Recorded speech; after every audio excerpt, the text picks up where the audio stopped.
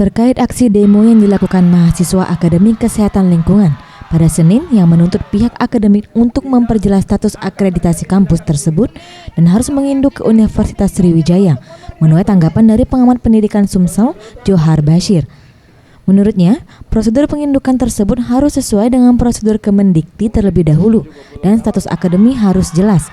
Karena Akademik Kesehatan Lingkungan yang merupakan akademi milik instansi yang tidak dapat beralih dan berubah status dengan cepat. Ditambah dengan sistem penerimaan mahasiswa dosen serta tenaga lainnya harus memerlukan prosedur yang berlaku. Menginduk ke universitas lain seperti yang dituntut mahasiswa kemarin, Pak. Saya yakin ini dia idenya untuk menginduk ke situ itu karena dia hanya kepepet gitu kan. Jadi bukan ide murni gitu. Mungkin di sana sudah merasa tidak terurus lagi, lalu perlu menginduk ke Unsri gitu kan.